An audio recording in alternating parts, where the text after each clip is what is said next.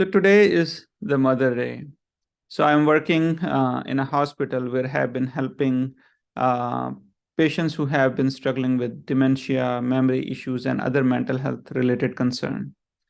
So during my interaction with one of my patients who I have been working over the past 1 week, she mentioned, Dr. Zishan, do you know that today is a Mother's Day?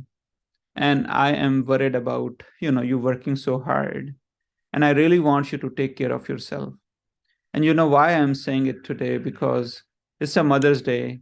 And as a mother, I am always worried about everyone I care about. So please take care and please get some rest and have a really happy Mother's Day. And I told her thank you. And I really appreciate for her words. And I told her, you really made my day. And say, wish her happy Mother's Day as well. Thank you.